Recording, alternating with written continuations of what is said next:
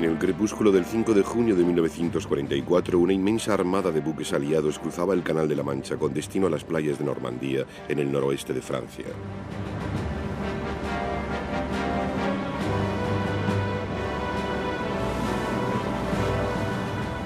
Surcaban el cielo centenares de bombarderos y cazas. A las 5:30 de la mañana del 6 de junio, los buques de guerra abrían fuego para batir la costa.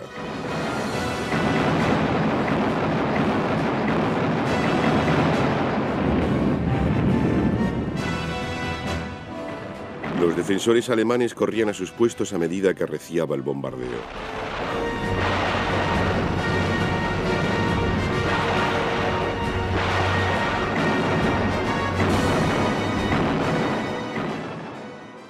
Las barcazas de desembarco se acercaban a la costa.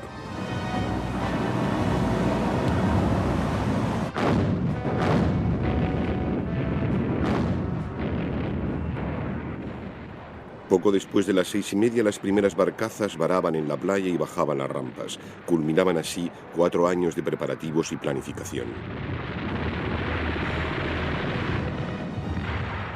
En época tan temprana como el verano de 1940, cuando la Gran Bretaña combatía sola, el primer ministro Winston Churchill había llegado ya a la convicción de que a la larga la derrota de las potencias del eje solo podría lograrse invadiendo el continente.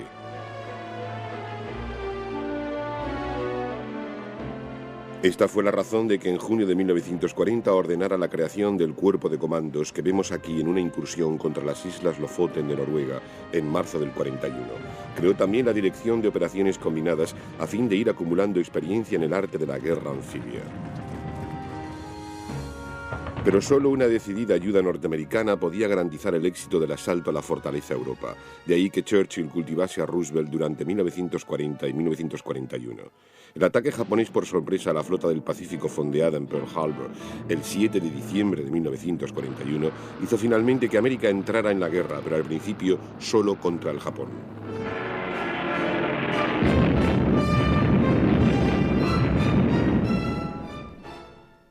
Esto colocaba a Roosevelt ante un dilema: ¿qué hacer en relación a Alemania e Italia?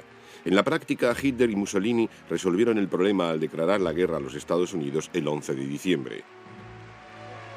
2 días más tarde, Churchill surcaba el océano para entrevistarse con Roosevelt en Washington, en lo que había de convertirse en la primera de las grandes conferencias de guerra aliadas con el nombre cifrado de Arcadia.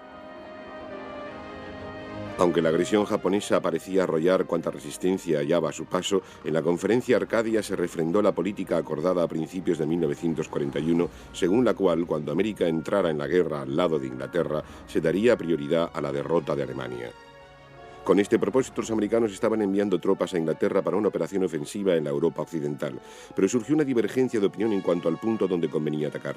Los británicos querían liberar por completo el norte de África, incluido el noroeste sometido a la autoridad de Vichy, antes de atacar a la propia Europa, mientras que los americanos preferían una acción directa contra el continente europeo. Por fin se acordó lanzar 3 operaciones. Una, Gimnasta, era la invasión del África francesa del noroeste, que enlazaría con el 8º ejército británico cuando éste avanzara a través de Libia en dirección oeste. La segunda era una invasión a través del Canal de la Mancha en 1943 con el nombre cifrado de Roundup. En último lugar, de resultar insoportable la presión alemana en Rusia, los británicos y americanos lanzarían la operación Sledgehammer en algún punto de la Europa occidental. Las primeras tropas norteamericanas desembarcaron en la Gran Bretaña, en Irlanda del Norte, a finales de enero de 1942. Al final de junio pisaban tierra británica unos 55.000 soldados americanos y había llegado también la 8ª Fuerza Aérea de los Estados Unidos. La moral del pueblo británico se vio extraordinariamente reforzada con la venida de los norteamericanos. Parecían seres de otro planeta a los ojos de una Inglaterra austera y fatigada por la guerra. Sus reservas, al parecer inagotables, de chicle, golosinas y medias de nylon, unidas a su habilidad en la pista de baile, eran como un imán para las muchachas inglesas. Los ingleses, sin embargo, a veces no sentían la misma admiración. Lo malo de nuestros aliados, decían en son de queja, es que están demasiado bien pagados, son demasiado don Juanes y los tenemos encima. Temerosos de que Rusia pudiera verse obligada a concluir una paz separada con Alemania, los americanos aumentaban la presión para que no se esperara demasiado a invadir la Europa continental. En Inglaterra, elementos izquierdistas empezarán asimismo a presionar porque se abriera pronto un segundo frente, y los rusos, por su parte, argumentaban también que las numerosas fuerzas americanas concentradas en la Gran Bretaña no podían permanecer inactivas mucho tiempo. Rusia tenía que hacer frente al grueso del poderío militar alemán y a toda costa debía prestársele ayuda directa. La plana mayor militar británica sentía menos entusiasmo por estas ideas. Llevaba ya 18 meses barajando planes destinados a atacar la fortaleza Europa. Había habido también incursiones de los comandos para adquirir información. Para que tuviera éxito una operación lanzada contra la otra orilla del canal, se requerían supremacía aérea sobre el área de desembarco y suficientes embarcaciones anfibias para desembarcar y abastecer un contingente importante de tropas. En la primavera del 42 no se daba ninguna de esas condiciones. Pese a ello, cuando cobró ímpetu la ofensiva alemana en el verano del 42, los rusos arreciaron sus demandas para que se abriera un segundo frente. Los británicos estimaban que toda operación de envergadura que se lanzara para ayudar a los rusos no haría más que retrasar el plan de invasión previsto para 1943. Todo lo que pudieron ofrecer fue una incursión de 24 horas contra Dieppe, el puerto francés de la zona del Canal de la Mancha. Pero Roosevelt estaba empeñado en que las fuerzas estadounidenses trabaran combate en Europa antes de que finalizara el año 42, ya que de otro modo la opinión pública podría forzarle a dar mayor prioridad al Pacífico. Por consiguiente, dio el visto bueno a la operación Gimnasta, la invasión del África francesa del noroeste. Se confió el mando supremo de la operación al general norteamericano Dwight Eisenhower. Entretanto, la ofensiva aérea angloamericana contra Alemania y el suministro de armamento bajo el plan de préstamo y arriendo era todo lo que podía hacerse en ayuda de Rusia.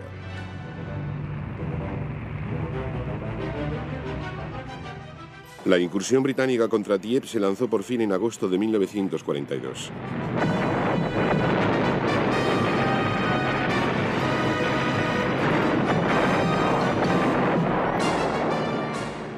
Fue denominada oficialmente como Operación de Reconocimiento Armado.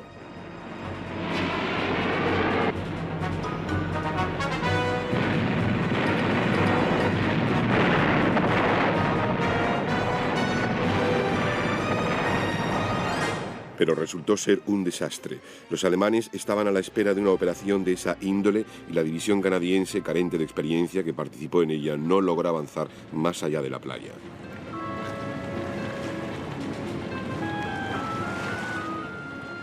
Entre muertos y prisioneros, los canadienses perdieron la mitad de sus efectivos. Su sacrificio vino a demostrar de la forma más descarnada que los aliados no estaban en situación de montar un ataque a gran escala contra la orilla opuesta del canal. Una de las muchas lecciones que se aprendieron fue la de que sería siempre muy improbable que pudiera realizarse un desembarco en un puerto fuertemente defendido.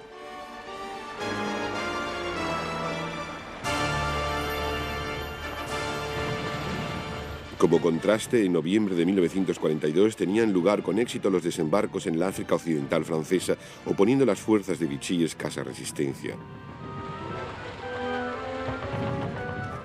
A los desembarcos siguió una campaña de invierno en Túnez. En enero de 1943, cuando la campaña de Túnez estaba en su punto álgido, Churchill y Roosevelt, acompañados de los respectivos altos mandos militares, se entrevistaron en Casablanca, en Marruecos, y formularon allí una serie de decisiones de gran trascendencia. La principal era que la guerra solo podría concluir con la rendición incondicional de las potencias del eje. En Europa, la siguiente operación de envergadura había de ser la toma de Sicilia, lo cual significaba que la invasión a través del canal había dejado de ser factible en 1943, pero no por ello había de interrumpirse la concentración de fuerzas americanas en Gran Bretaña. Era también necesario vencer de una vez por todas la amenaza de los submarinos alemanes en el Atlántico. Era esencial para la seguridad de las líneas de abastecimiento entre Norteamérica y Europa.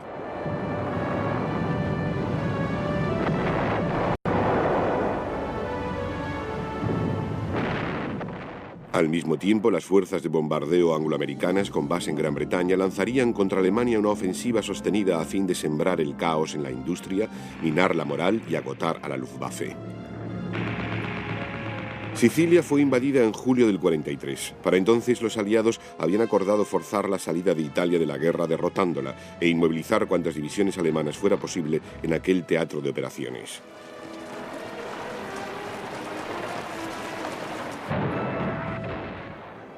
Así pues, la península italiana fue invadida por fuerzas angloamericanas en septiembre de 1943. Aunque las tropas alemanas resistieron tenazmente, el gobierno italiano no tardó en rendirse. Este fue el comienzo de un largo y penoso avance aliado a lo largo de la península.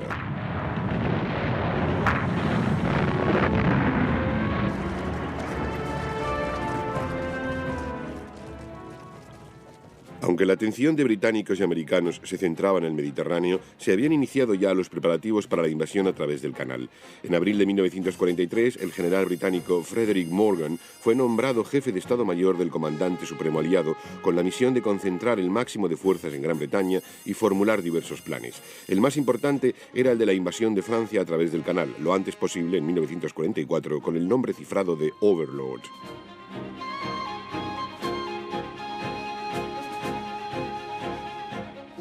El primer problema del mando aliado fue decidir en qué punto de la costa francesa debía tener lugar el desembarco. El principal requisito era que estuviera dentro del radio de acción de los cazas basados en Inglaterra, lo cual reducía las opciones al arco que figura en el mapa. A lo largo de los 3 años anteriores, aviones de reconocimiento habían sobrevolado la costa fotografiando las defensas.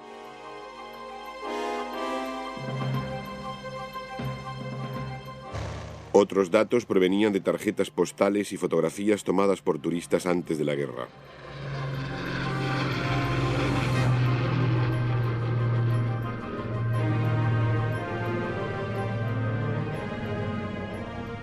Se habían estudiado las playas y las fuerzas especiales seguían lanzando incursiones para poner a prueba las defensas. También se recibía un cúmulo de información de la resistencia francesa. El alto mando decidió que había solo 2 posibles áreas para el desembarco de un nutrido contingente. La primera era el paso de Calais, donde el canal es más estrecho, pero visto desde una óptica alemana era también el punto de ataque idóneo. Esto hizo que se optara por Normandía, donde la costa estaba menos defendida. El mando calculó que habría barcos suficientes para que inicialmente desembarcasen 3 divisiones.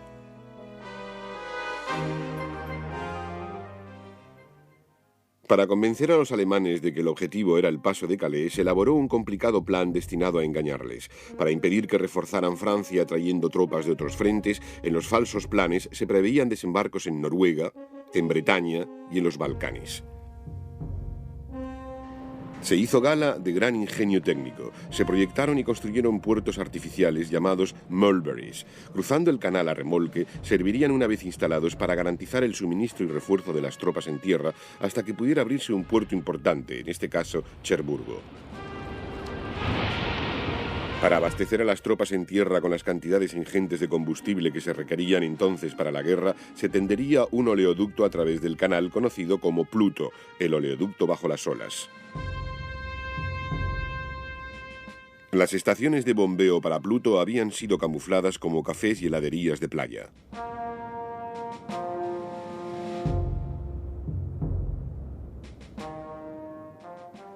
Era vital que los tanques desembarcaran con las tropas de primera línea. Los empleados en Dieppe, en agosto de 1942, fueron, con raras excepciones, incapaces de superar la línea de playa. Y los británicos comenzaron, por lo tanto, a diseñar los llamados carros de combate especializados, más conocidos popularmente como los bichos raros. Entre ellos figuraban los tanques nadadores y los equipados con lanzallamas para vencer la resistencia en puntos fortificados. Había tanques que azotaban el terreno para abrir senderos en los campos de minas. Tanques que tendían puentes para que las fuerzas blindadas pudieran salvar los fosos antitanque. Había otro factor, el propio Canal de la Mancha. Se habían efectuado amplias investigaciones meteorológicas a fin de determinar el momento más oportuno para cruzar este brazo de mar y efectuar desembarcos en estas aguas con fama de indómitas. Fue en Quebec, capital del Canadá de lengua francesa, donde se celebró en agosto del 43 otra conferencia estratégica aliada. Se aprobaron en ella los planes del alto mando, pero estaban aún por nombrar los comandantes supremos de la operación Overlord. Por lo menos se podía ya empezar a trabajar seriamente en los complejos preparativos para la invasión. Del otro lado del canal, Hitler había ordenado la construcción del Muro del Atlántico, una red de emplazamientos artilleros de hormigón y de puntos fortificados a lo largo de toda la costa francesa. Pero después de que Hitler decidiera concentrar su principal esfuerzo bélico en el ataque a Rusia, pasó a tener menor prioridad la defensa de la Europa occidental, guarnecida principalmente por tropas poco aguerridas.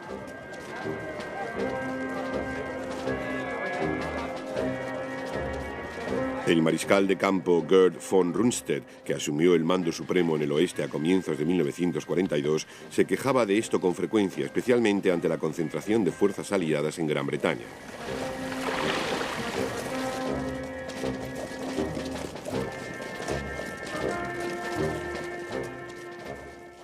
Sin embargo, hasta noviembre de 1943, Hitler no acabó de percatarse del peligro que se cernía sobre el oeste. Ordenó el refuerzo de las fuerzas desplegadas en ese sector y envió a Erwin Rommel, que había sido una espina en el costado de las fuerzas británicas en África del Norte, para que dirigiera la defensa del norte de Francia.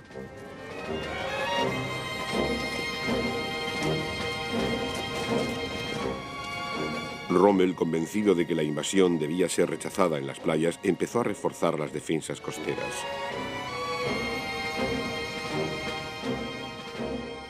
Se erigieron obstáculos en todas las playas que ofrecían posibilidades de desembarco.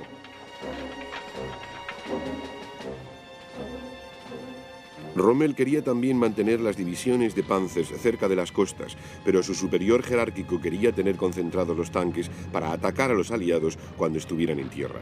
Hitler intervino y se llegó por fin a una solución intermedia. Se asignaría a Rommel un tercio de las fuerzas blindadas, otro tercio permanecería en la Francia meridional y el resto se mantendría en reserva, pero no se desplazaría sin el permiso de Hitler.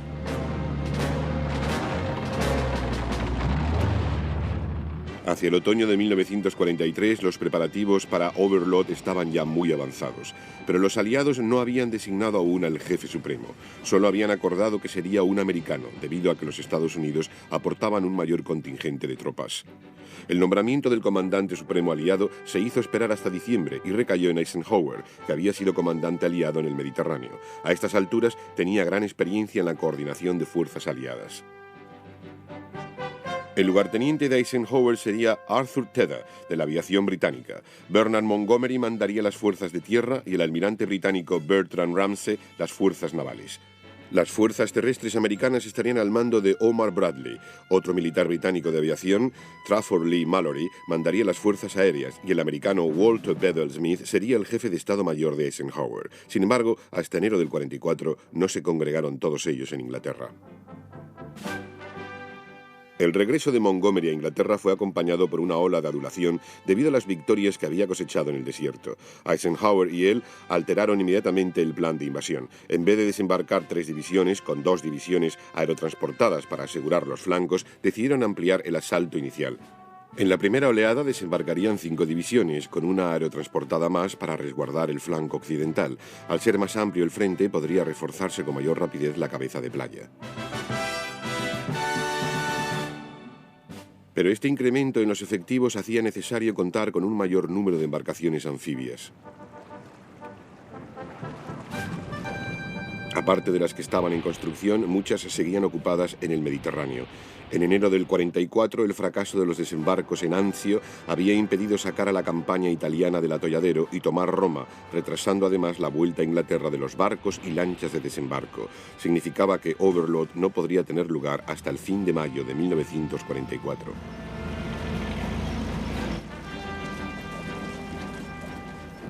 Otro problema grave que se le planteaba a Eisenhower era el de las fuerzas aliadas de bombardeo estratégico que seguían aporreando a Alemania día y noche con arreglo a lo acordado en Casablanca en enero del 43. Eisenhower quería que los bombarderos allanaran el terreno para Overlord, empezando por destruir la Luftwaffe en Francia y la red de comunicaciones por ferrocarril y carretera con la zona de invasión.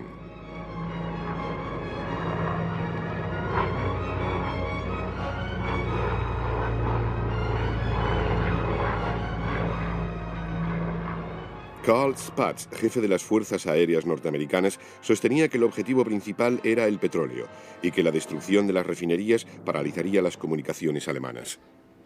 Arthur Harris, su colega británico, seguía abogando por los ataques de desmoralización. De todos modos, Eisenhower se salió con la suya y a mediados de abril del 44 los bombarderos pasaron a estar bajo sus órdenes. Se lanzaron a partir de ese momento a una campaña sistemática de ataques no solo a las vías de comunicación en Normandía, sino también en todo el norte de Francia. La aviación atacó también los aeropuertos de la Luftwaffe y derribó numerosos aviones. Los ataques a los trenes paralizaron casi por completo la red ferroviaria francesa.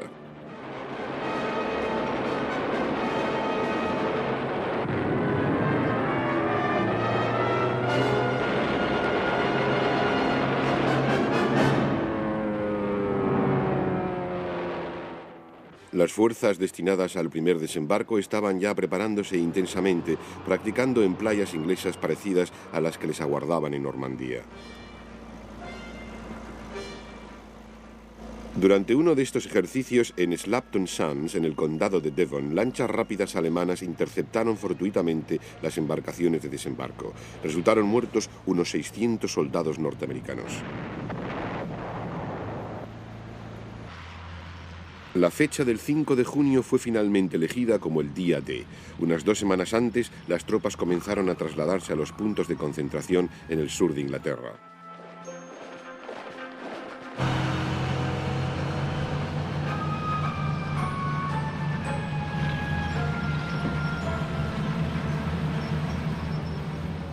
Aquí se les colocó en campos aislados del exterior y recibieron instrucciones sobre las misiones a cumplir.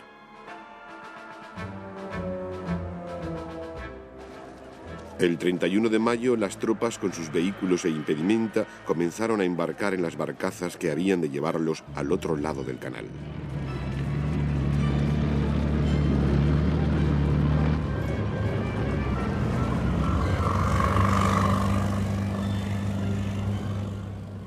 Había hecho unos días radiantes de verano, pero el tiempo empezó a cambiar.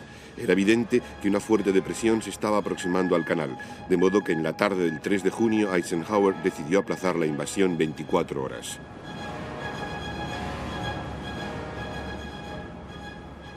Algunos convoyes ya habían zarpado y hubo que hacerlo regresar. Eran momentos de gran tensión. Entretanto, la BBC enviaba una avalancha de mensajes radiados a la resistencia francesa que tenía un papel vital que desempeñar bloqueando carreteras y ferrocarriles para entorpecer el envío de refuerzos alemanes a Normandía.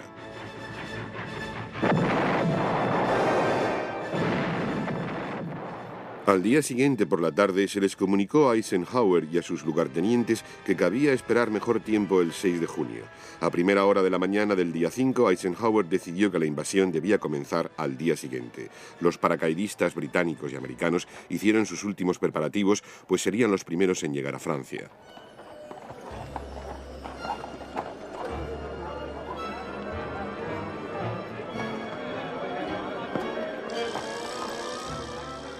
Aquella tarde, la del 5 de junio, Eisenhower presenció cómo los paracaidistas americanos subían a los aviones. Serían largados en el extremo sudeste de la península de Cherburgo. El objetivo de sus camaradas británicos era el flanco oriental de la cabeza de playa aliada. En la otra orilla del canal los alemanes vigilaban, pero su alto mando creía que las malas condiciones meteorológicas hacían improbable la invasión. Muchos generales se habían ausentado de sus puestos de mando. Esa noche, la aviación aliada hizo un gran despliegue por todo el norte de Francia. Se emplearon medios electrónicos para dar la impresión en las pantallas de radar alemanas de que se estaban acercando barcos al paso de Calais. Se lanzaron sobre las defensas costeras nada menos que 1.700 toneladas de bombas. Entonces fueron largadas sobre sus objetivos 3 divisiones aerotransportadas, 2 americanas y una británica. Cayeron más dispersas de lo previsto, pero no tardaron en atacar sus objetivos. En alta mar, la inmensa armada se acercaba a la costa.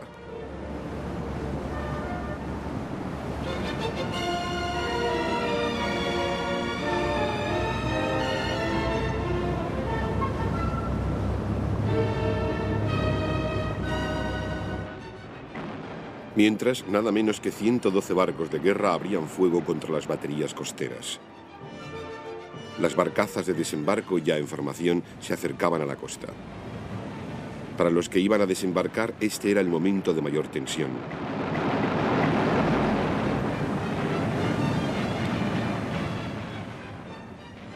Las baterías alemanas comenzaron a disparar, alcanzando algunas lanchas de desembarco, mientras que otras tropezaban con los obstáculos submarinos, aunque no por eso dejaban de avanzar. Los tanques se acercaban a la costa nadando sobre flotadores.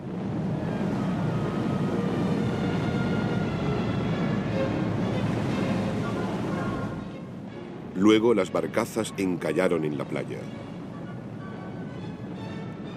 Bajaron las rampas y las tropas se precipitaron a desembarcar.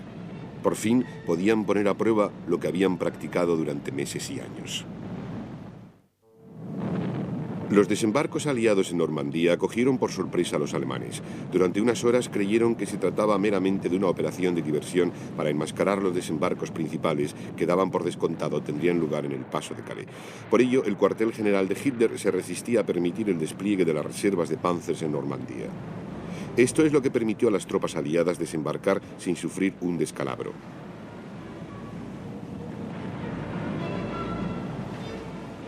Aún así, fue solo su meticulosa preparación y entrenamiento lo que impidió que hubiera gran confusión en las playas. Las dotaciones de las defensas costeras alemanas devolvían el fuego.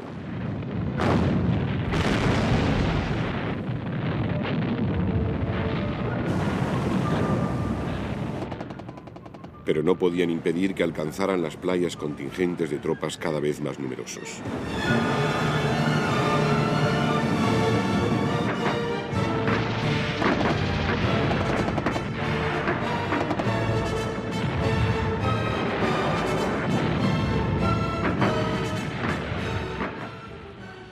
Muy pronto, los atacantes dejaban atrás las playas para avanzar tierra adentro.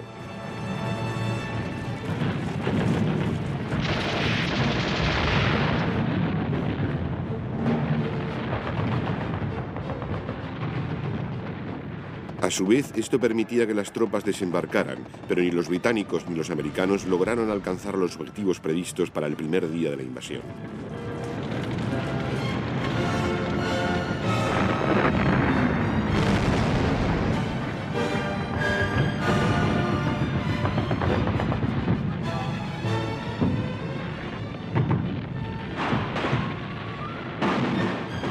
Empezó la recogida de prisioneros alemanes un tanto aturdidos entre la población civil francesa que vitoreaba a sus libertadores.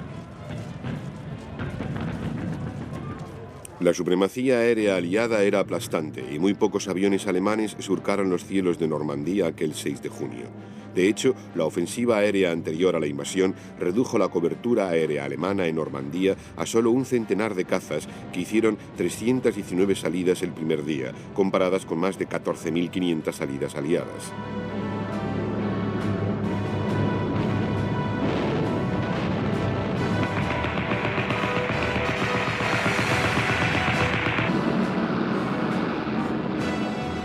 El abrumador bombardeo, unido al martilleo de la artillería naval, aturdía a los defensores.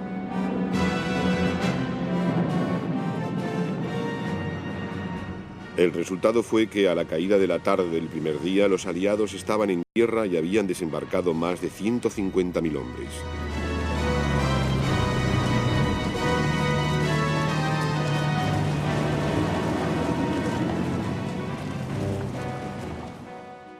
Los británicos estaban en las playas de Sword y Gold, los canadienses en Juno y los americanos en Omaha, Utah. Solo Omaha, dominada por altos acantilados, planteaba un problema serio y los atacantes pasaron la mayor parte del día en la playa inmovilizados por el fuego enemigo.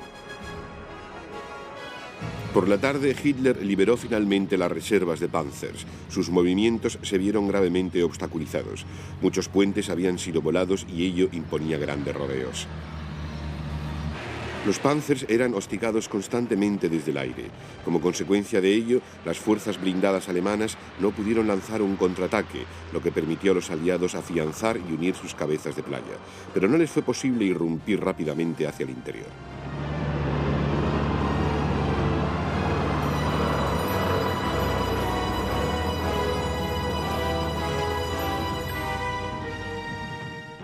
Tierra adentro, la resistencia alemana, una vez superado el choque inicial, se endureció.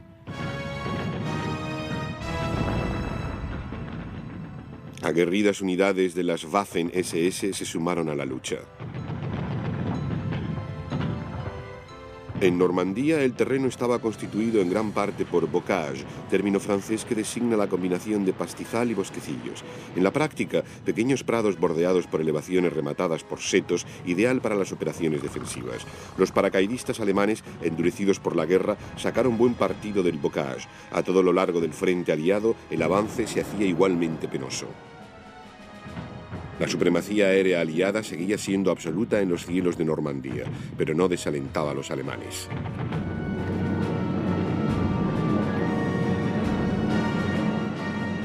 Y eso a pesar de que los aviones aliados hostigaban sin cesar a las fuerzas germanas.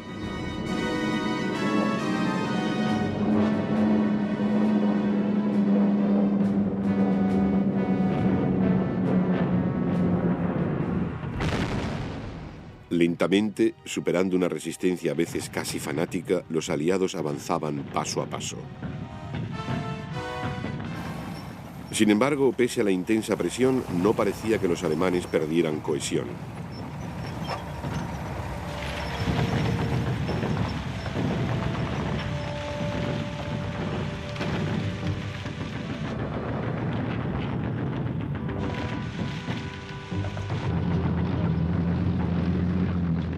La tormenta que se desencadenó 2 semanas después del desembarco tampoco contribuyó a mejorar las cosas. Los puertos Mulberry, que habían prestado muy buen servicio, resultaron gravemente dañados, retrasando la llegada de refuerzos. Los americanos no pudieron entrar en Cherburgo y forzar la rendición de su guarnición hasta el fin de junio. Pero se tardarían varias semanas en restablecer el funcionamiento normal del puerto. Caen, que inicialmente figuraba como objetivo británico para el primer día de la invasión, cayó solo después de 6 semanas de encarnizados combates para vencer la fanática oposición de la división SS de las Juventudes Hitlerianas.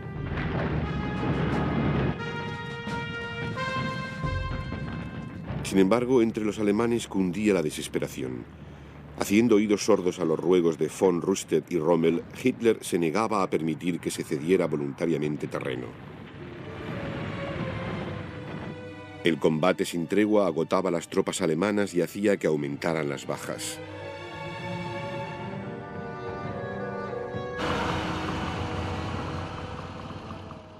Por orden de Hitler, a principios de julio, von Rundstedt fue relevado por Günther von Klug.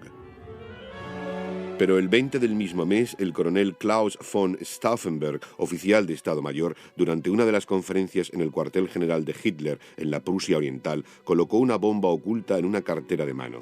Hizo explosión y en Berlín los golpistas difundieron la noticia de que Hitler había muerto. En París se procedió a arrestar a jefes de las SS, de la Gestapo y a otros gerifaltes nazis. Pero Hitler había sobrevivido al atentado y se hallaba lo bastante repuesto como para recibir a Mussolini aquella misma tarde. Los golpistas fueron rápidamente arrestados. Distinguidos soldados y otras figuras de la vida pública fueron obligados a comparecer ante un tribunal presidido por el tristemente célebre juez nazi Roland Freisler. Muchos fueron ahorcados. Rommel, herido 3 días antes del atentado, escapó a esa suerte, pero estaba implicado en el complot. Fue obligado a suicidarse a fin de proteger a su familia. En Normandía, hacia la última semana de julio, Montgomery había logrado que el grueso de las fuerzas blindadas alemanas se concentrara en el este, en el sector británico.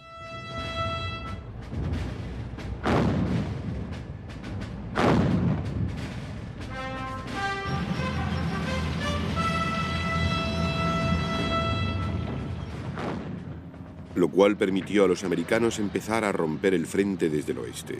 En la punta de lanza del ataque estaba el tercer ejército norteamericano al mando de George Patton. El propio Patton, como oficial de caballería, había mandado unidades blindadas en Francia en 1918. Conocía muy bien las posibilidades que brindaban los tanques a la hora de explotar una ruptura del frente.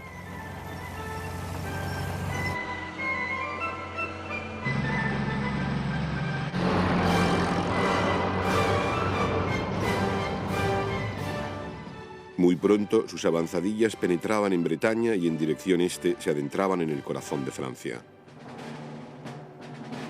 En Normandía el desenlace vino a mediados de agosto, en torno a Falaise. Los aliados trataron de atrapar allí al resto de las fuerzas alemanas, pero parte de ellas lograron escapar hacia el este.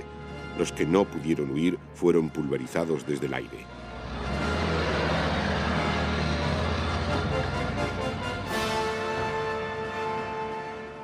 Fue una carnicería que ponía de manifiesto la influencia que el poderío aéreo puede ejercer sobre la batalla en tierra.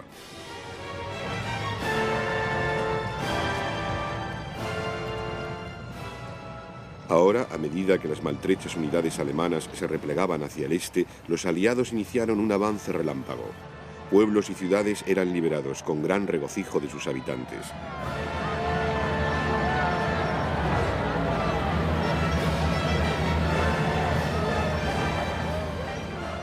El 25 de agosto marcó el punto culminante con la entrada en París de fuerzas francesas, polacas y americanas.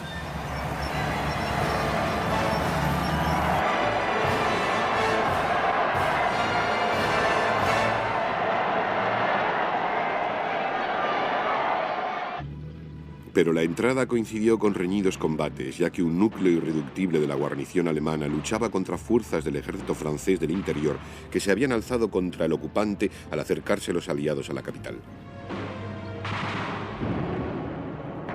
Aún hoy, paseando por las calles de París, pueden verse pequeños monumentos conmemorativos en los lugares donde cayeron esos franceses.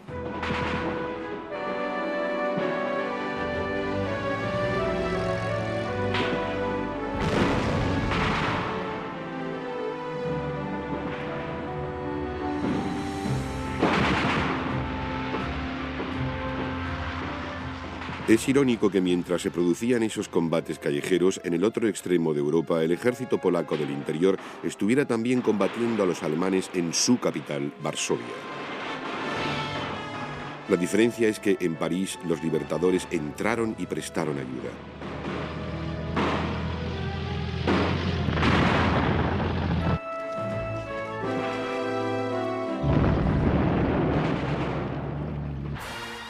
Había sonado la hora del triunfo para Charles de Gaulle.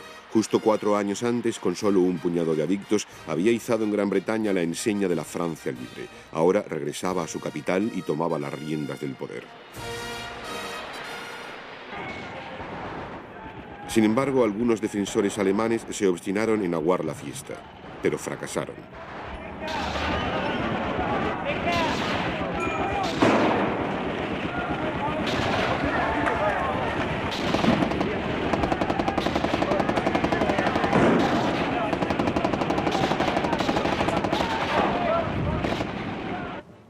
En otra esfera, el desembarco de franceses y americanos en el sur de Francia había venido a agravar el dilema alemán.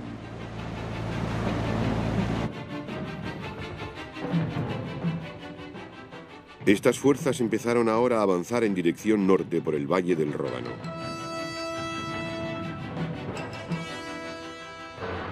Los aliados no cejan en su avance. El 3 de septiembre los británicos liberan Bruselas, la capital belga.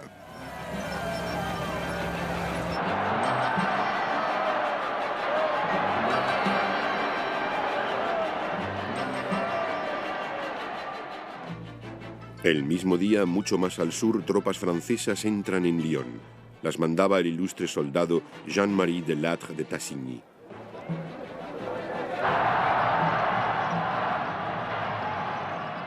Parecía que nada pudiera impedir la entrada de los aliados occidentales en la propia Alemania, pero se planteaba un problema cada vez más grave.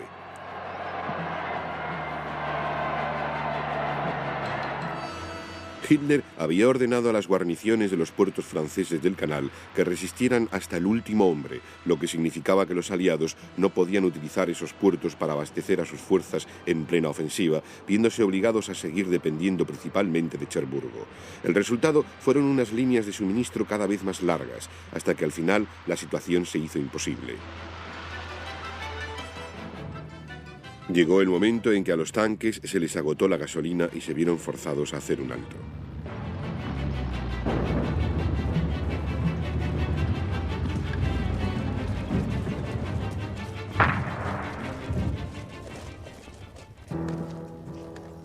Esto dio a los alemanes un momento de respiro que les permitió recobrar su cohesión. Para los aliados, la perspectiva era volver a un avance a paso de caracol.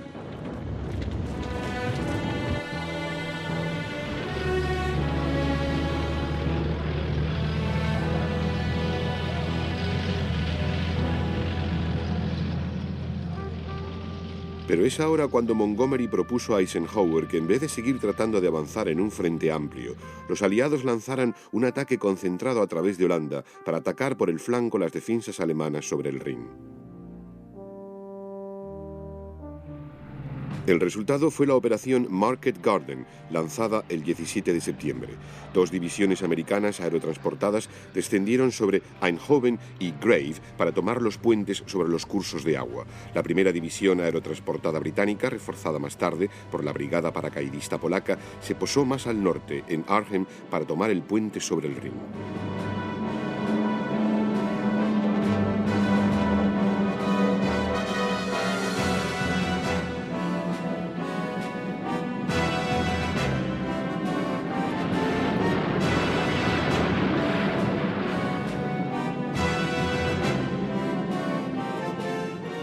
Los americanos se apoderaron rápidamente de los puentes clave, grandemente ayudados por la información facilitada por el elemento civil holandés.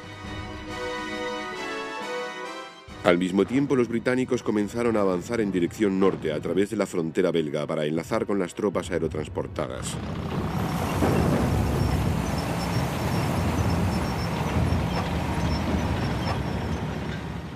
Lograron establecer contacto con las 2 divisiones americanas, pero entonces el avance se hizo más lento, al contraatacar los alemanes los flancos del estrecho saliente británico. En Arnhem las cosas no iban tan bien. Los paracaidistas británicos y polacos fueron a posarse en un lugar donde estaban siendo reequipadas 2 divisiones blindadas de las SS.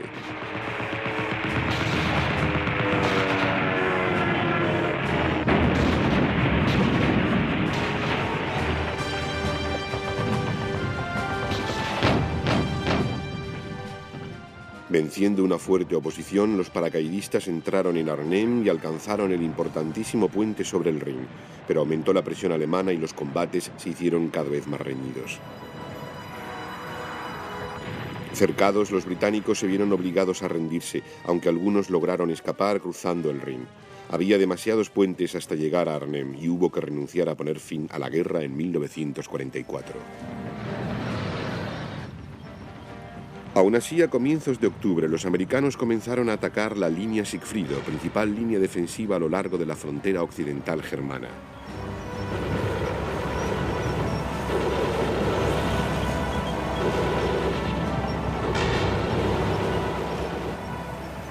Lograron la primera penetración al sur de Aquisgrán, ciudad próxima a la frontera alemana con Bélgica y Holanda.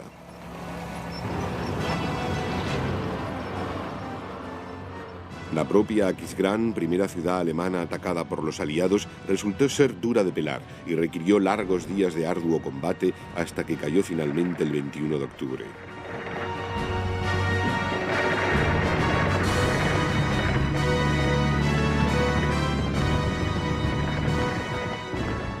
Más al sur, los alemanes hacían buen uso de la línea Maginot para contener a los americanos.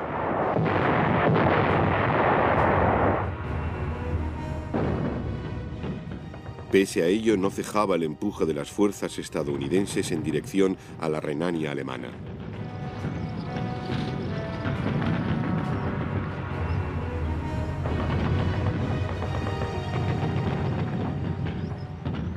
La situación de la intendencia aliada había ido mejorando al reducirse gradualmente la resistencia en los puertos franceses del canal.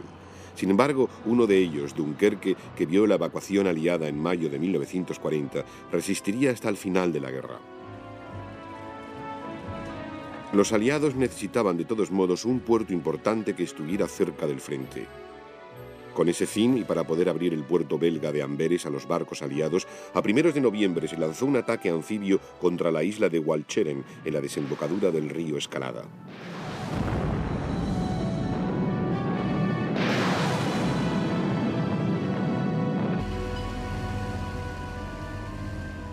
El desembarco fue un éxito.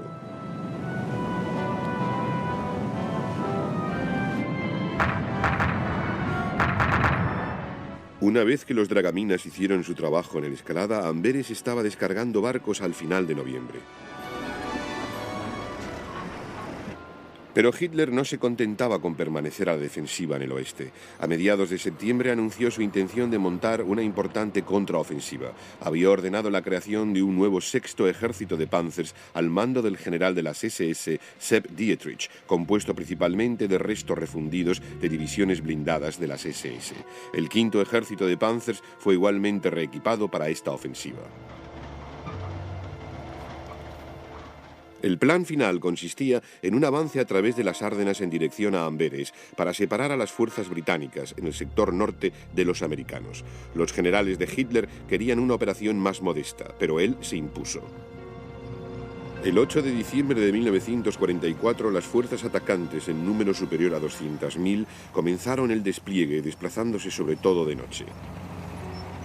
No faltaban indicios que anunciaran un ataque inminente, pero los aliados consideraban que los alemanes ya no tenían posibilidad de montar una ofensiva importante.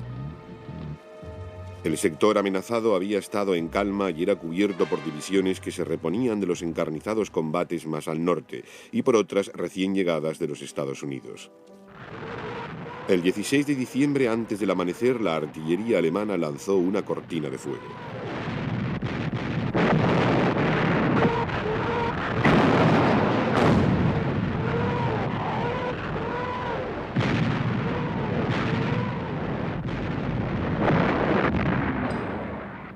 Al amparo de la niebla, la infantería avanzó para irrumpir en las líneas americanas, seguida por formaciones blindadas de combate que pronto dejaron atrás a los sorprendidos y confusos defensores.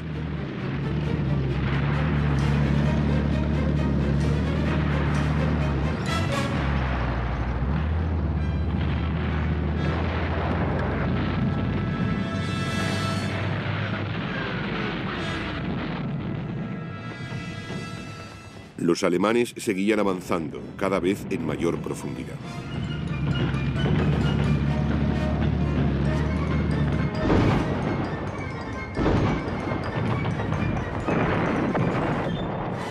Los americanos, en pleno desconcierto, se encontraron cercados. En una iniciativa desesperada, los americanos trataron de reagrupar sus fuerzas mientras las formaciones de Panzers seguían avanzando hacia el oeste.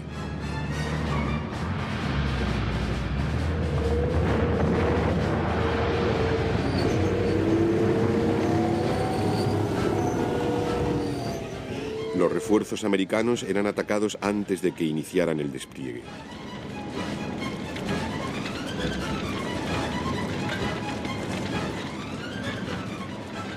Privados durante meses de pequeños lujos, para los alemanes los cigarrillos americanos y las raciones de campaña eran como maná del cielo. Más y más americanos eran hechos prisioneros y enviados a retaguardia. Pero no todas las unidades americanas se desbandaron.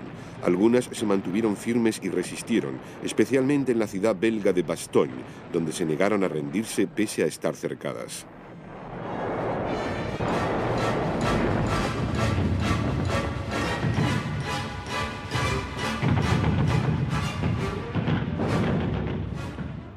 Además, no habiendo logrado apoderarse de los suministros de combustible americanos, el avance alemán empezó a perder impulso. En el sector sur, el tercer ejército al mando de Patton comenzó a atacar el saliente alemán.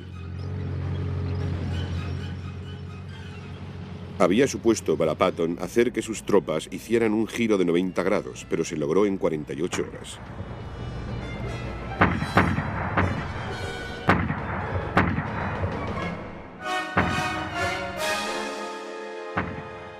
Ni siquiera la nieve logró frenar el avance de las fuerzas de Patton.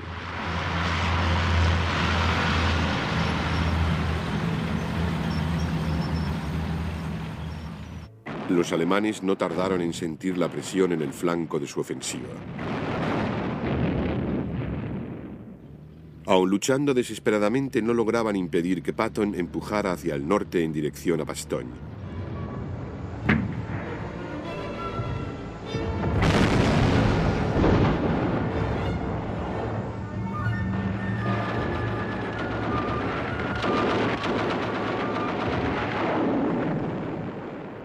Iniciado el año 1945, los americanos ya estaban avanzando para recuperar el terreno perdido.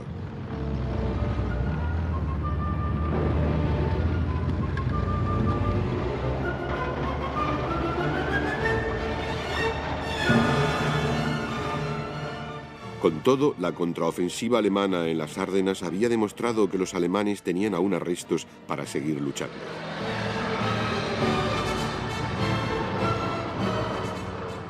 De todos modos, los aliados podían ahora reanudar su avance hacia la última barrera natural que podía defender a Alemania en el oeste, el río Rin.